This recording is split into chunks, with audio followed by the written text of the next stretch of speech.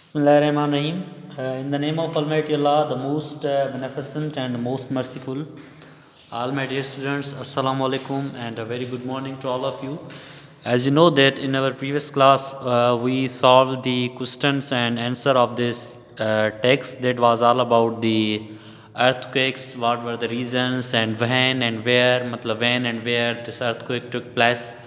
And after solving the questions and answer, we are moving towards the next exercise of this lesson.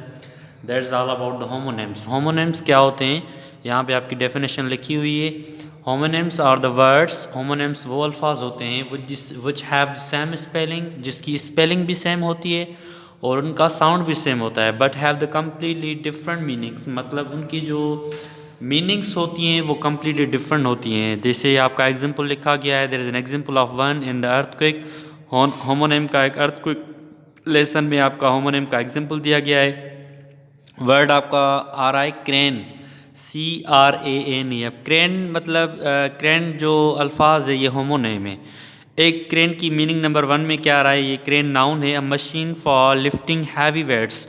Crane एक आपने देखी होगी machine होती है जो हैवी वेट्स होते हैं, मतलब उनको मतलब लिफ्ट करती है. During the storm the tall crane fell over and was blown into the sea. मतलब स्टॉर्म की वजह से जो मतलब लंबी क्रेन थी वो गिर गई and was blown into the sea, और मतलब वो समंदर में गिर गई. मीनिंग नंबर 2 आप देखें, एक तो क्रेन उसको कहते हैं मशीन के, दूसरी क्रेन किसको कहते हैं? CRAN. वो स्पेलिंग भी सेम है मगर उनकी मीनिंग चेंज है.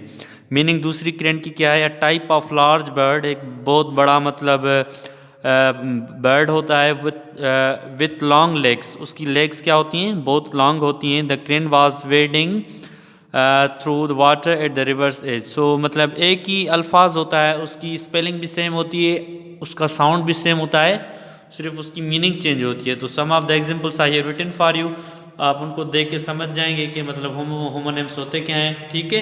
So I am giving you the task for writing the homonyms. आपको होमोनिम्स जो हैं वो आपको लिखने होंगे अपनी कापीज़ में. ठीक है. ये आपकी लिस्ट आ रही है. ठीक है. लिस्ट में क्या आ रहा है? होमोफोन्स की. आप ग्रामर वाली कापी निकालेंगे. ग्रामर वाली कापी निकाल के फिर आप क्या करेंगे? होमोनिम्स की डेफिनेशन लिखेंगे ऊपर से. होमोनिम्स की आप डेफिनेशन कैसे लिखेंगे? Homonyms are the words which have the same spelling and sound but have completely different meaning. अब जैसे वर्ड और होमोनिम मैंने लिखा है. एक क्रेन की मीनिंग क्या होती है? एक क्रेन की मतलब मीनिंग होती है एक मशीन होती है. दूसरा क्रेन मतलब ऐसा परिंदा, ऐसा बर्ड जिसकी मतलब जो लेग्स होती हैं वो लॉन्ग होती हैं. और बियर, एक बियर तो हम मतलब जानवर होता है, एनिमल होता है, उसको कहते हैं. दूसरा बियर मतलब एक वर्ब है जिसको हम बर्दाश्त करना. बियर मीन्स टू बर्दाश्त करना.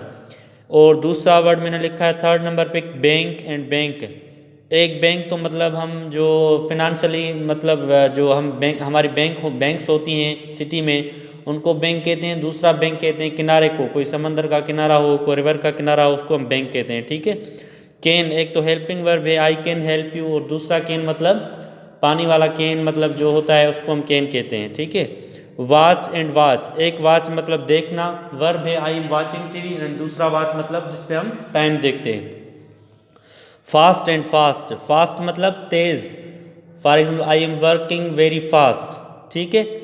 तो एक फास्ट उसको कहते हैं, दूसरा फास्ट कहते हैं मतलब प्रोहिबिशन ऑफ फूड, खाना वाना नहीं खाते, मतलब जो रोज़ा रखते हैं हम, तो दूसरा फास्ट हम उसको कहते हैं. तो स्पेलिंग इनकी सेम है बट इनकी मीनिंग जो है वो समहाउ डिफरेंट है. So the task for you, आपको ये फेयर करना है. ग्रामर वाली कापी पे आप इंडेक्स में लगाएंगे होमोनिम्स और ये वर्ड्स भी लिखेंगे. और आपके लिए होमवर्क ये है ग्रामर का कि मतलब आप कोई भी 10 होमोनिम वर्ड जो हैं वो मतलब किसी रफ कापी पे लिख के आप होमवर्क में वो ग्रुप में सेंड करेंगे. ठीक है. अल्लाह हाफिज़. Take care.